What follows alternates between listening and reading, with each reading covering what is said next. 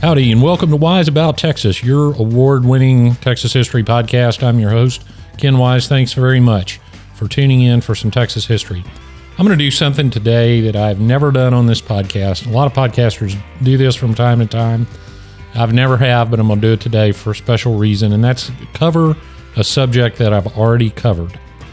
There is a method to my madness. 2023 marks a bicentennial in Texas. Now, that's strange, because Texas as a republic and as a state is not yet 200 years old.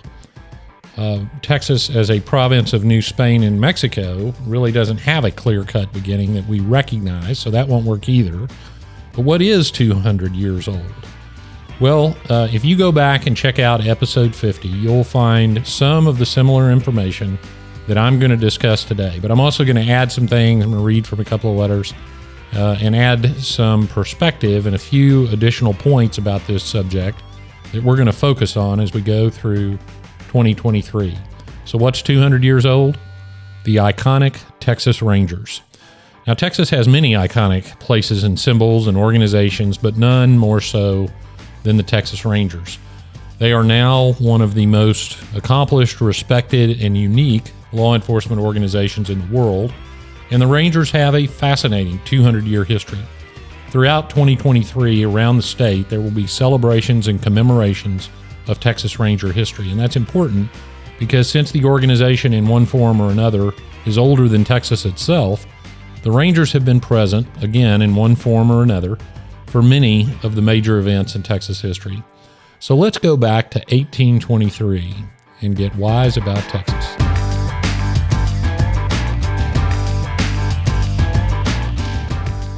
All right, first I want to talk about the concept of Rangers. The concept as a military concept has been around for a few hundred years. There was a famous outfit in the French and Indian War in the 1750s called Rogers Rangers, and they were formed because traditional methods of fighting that were used at that time, traditional military tactics, had to be adapted or abandoned depending on the terrain and later the type of enemy you were facing.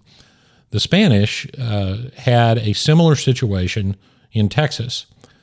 Recall that the Spanish tried to settle Texas by populating it using the missions. The idea was that the Franciscan priests would convert the Native Americans to Christianity, but of course, many of the tribes were hostile, so you had soldiers, and that's the whole mission Presidio system that was built. And it was discovered by the Spanish that you couldn't use traditional military tactics on the terrain and to combat the sort of tactics that the Indians engaged in. And since the end of the 17th century, really, the Spanish used companies of mounted troops known as flying companies or compañías volantes. And the idea was that they would go out into the field, trail Indians, try to find the hostiles before they were discovered, and basically take the fight to the enemy. And that's the concept of a ranger at that time. When Austin's colony was settled, the Mexican authorities gave Austin instructions on how to do just that, to form these companies. And they were the ones who started using the term ranger, and of course it was mostly a descriptor at that time of the function of the unit. You were a soldier, and you were either in the infantry, or you were in the cavalry, or you were ranging, or in the ranging corps. And that, of course, would work a lot better. And then and it was one of the great Texas Rangers, Jack Hayes, who further modified the fighting tactics of the Rangers to better match with the Comanche Indians, but I'm getting ahead of myself. So let's go back to the time when Austin's colony is starting in Texas. Now, Austin wasn't the only impresario trying to start a colony in Texas, but he's one that we consider the father of Texas, so we'll focus a little bit on him because he sent a very famous letter that gives us this bicentennial. Austin would eventually settle about 1,200 families in Texas, but it wasn't easy. And we need to talk a little bit about what Austin found when he got to this place that Spain and later Mexico had failed to populate. In March of 1822, Austin wrote a letter to his brother James. Now, Austin was near the town of Laredo at this time. Austin relays an incident where what he recalls as 50 Comanches approached Austin, and he had 3 guys with him around the Nueces River. Austin was alone in camp when he encountered the Comanches. The Indians had captured the other 2 men with their horses, and Austin claims to have, quote, expostulated, close quote, the Indians. Here's what Austin wrote, quote, I then expostulated with them for treating their friends, the Americans, in such a manner. When they found there were no Spaniards with me, they gave us back our saddlebags, saddles, and everything else except 4 blankets, a bridle, my grammar, which means a Spanish dictionary, and several other little things, and all our provisions. Nothing saved our lives but being Americans. Close quote. Now, there's a couple of interesting things about that. One, that they took his Spanish dictionary. Now, there are several accounts through the years of Comanches stealing books because it wasn't for reading. What they would do is they would take the paper, the pages, and stuff them into their shields between layers of leather, which made the shield harder to penetrate. Another interesting thing is that the Indians took all the food, figuring that life's hard on the prairie.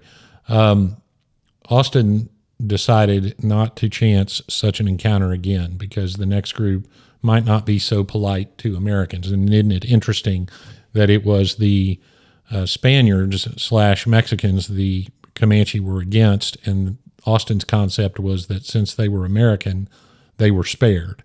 That, of course, would later change. Austin's mother, the word got back to Missouri because Austin's mother wrote him in 1822 asking about the Indians because she had heard that Austin's colony had been attacked. She didn't necessarily, by the way, that letter says, from Austin's mother, says that she didn't necessarily believe the story was true because it had not been in the newspaper, which is funny as opposed to today where if it is in the newspaper, you probably can't believe it.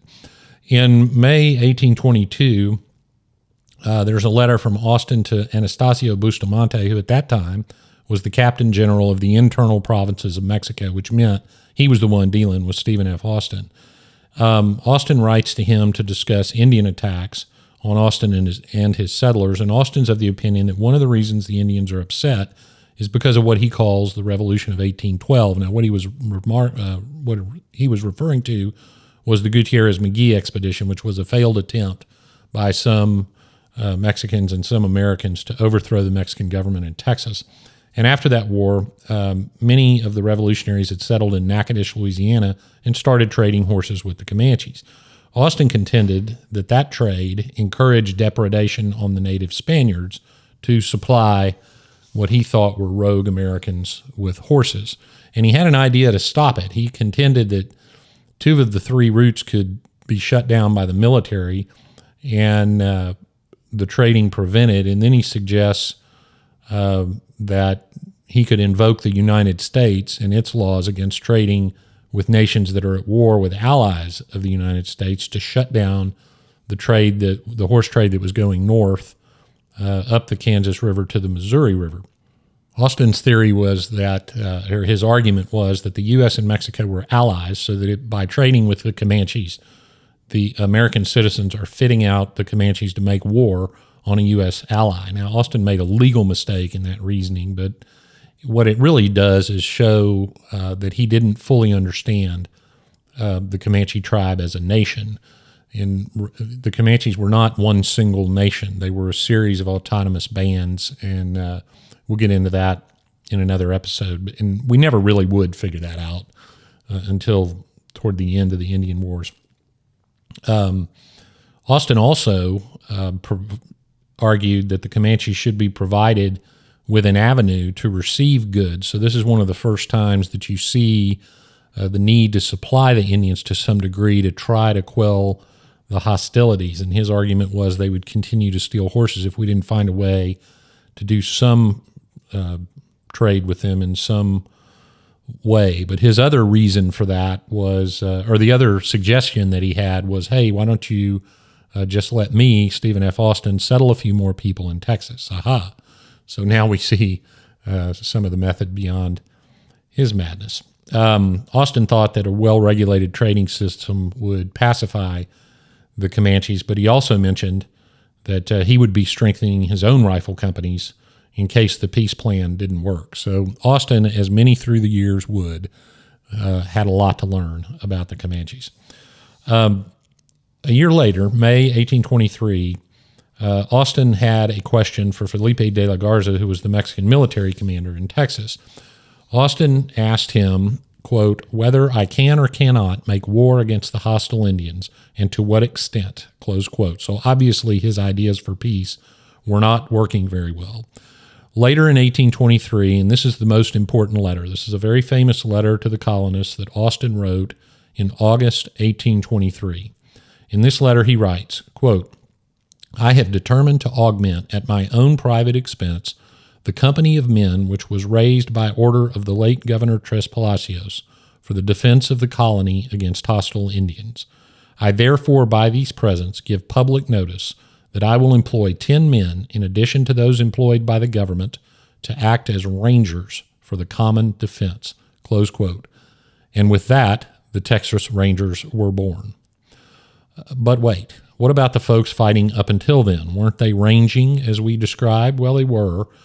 But it's this August letter that is considered the first time that the word ranger was used in such a specific context and as a proper noun.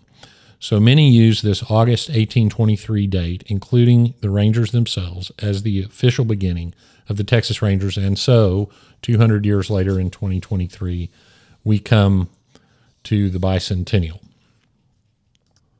All right, I want to talk about one more thing in connection with the origins of the Rangers. There's more to say about kind of some early aspects of their service, so I encourage you to go back to episode 50. I'm not going to repeat all that here, because what I want to do is I want to set up one of the sub-themes that I want you to think about and read about and consider during this bicentennial year, and that is the evolution of the Rangers. In other words, what is a Texas Ranger? I mentioned earlier that the term really was descriptive as far as their function. And even though Austin started to use it as a proper name in that August letter, I want to talk, when we talk about the Rangers today, of course, we're talking about the division of the Texas Department of Public Safety. And they are a very accomplished and incredible law enforcement organization, but it hasn't always been that way. And as Texas has evolved, as the law has evolved, as the way you enforce the law has evolved, so have the Texas Rangers. And that's something that's very, very interesting to consider as you see the Rangers making appearances in the various aspects of Texas history. So I want to read from some old documents that show us how the term Ranger was used. The first one is a letter from Francis W. Johnson to Stephen F. Austin, March 21st, 1831. So this is during kind of the heyday of Austin's colony, and Johnson is, one of the things he does in this letter is congratulate Austin and say, I do sincerely wish he may succeed in the circuit court and jury system. So this was a time when Austin was empowered by the Mexican authorities to set up a court system and to set his own laws for the colony. So one of the things Johnson wants, and he's writing from San Felipe, which he refers to as the town of Austin. It was called San Felipe de Austin. He says this, quote, and the first is a memorial to the government. This is a request, praying for authority to raise a company of rangers and to make an appropriation for the payment of said rangers, which will be forwarded to the chief of department by this mail. So this is 1831. Johnson wants the authority from Austin to raise a company of rangers for the defense of Austin's colony. So that is a traditional military invocation of the term ranger. Next, I want to go to February 1836. So this is the time, we haven't yet declared independence, but the provisional government, the General Council, is meeting and the provisional government's about to start meeting. This is February 1836, a letter written from Washington on the Brazos. This letter is from two gentlemen, Alexander Thompson and G.A. Patillo, and it's written to Acting Governor J.W. Robinson. They request as follows, quote, "The advisory committee appointed to act in the absence of a quorum," and that's the wreck that was the general council, "being informed that a company of Rangers commanded by Captain Tumlinson," he's referring to John Tumlinson Jr., "are ready for service, and also been informed that a large force of the enemy are now at Behar, would therefore advise your excellency that you issue your order to Captain Tumlinson to immediately proceed to Behar to aid the army there, and that the militia that are above the San Antonio Road in the municipality of Mina, which is now Bastrop, be ordered to guard the frontier from Indian depredation and signify the same to Major Williamson." All right, so here you have a request that a ranger company be sent as a military unit to Behar to assist the army, and that the militia guard the frontier in the meantime. The Major Williamson that he refers to is Robert McAlpin Williamson, nicknamed Three-Legged Willie because of his wooden leg, and he is listed in other documents around the Revolution as the commander of the Ranging Corps. So what you can see is that the term ranger is used rather loosely. In fact, there's a document, March 10th, 1836, which is a document, now March 10th is right in the middle of the convention where the provisional government was elected at Washington on the Brazos. We have March 2nd, the Declaration of Independence, the Constitution drafted and signed March 16th and 17th. So this is March 10th. The Alamo fell 4 days before. Word is going to reach Washington on the Brazos, if I'm not mistaken, on March 11th. Can't remember exactly. And so this document was created as the government was trying to organize, and it's a list of Army officers of the regular Army appointed by the General Council. For example, the colonel is Edward Burleson, Lieutenant Colonel Henry Millard, Major William Oldham. Well, down in the various descriptions of the various units, there is the Ranging Corps, is what it's referred to, with Robert McAlpin Williamson as the major, 3 captains, John Tumlinson, William Worthington, and J.W. Barton, 3 lieutenants, and 3 second lieutenants. So the Ranging Corps was considered a subset of the regular military. Now, once the Revolution was over, we still had the frontier to defend, and we often think of the Texas Rangers as being those defenders, which they were.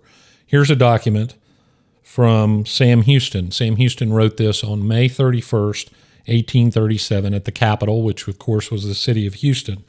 And this is written from the executive department to the Texas Senate.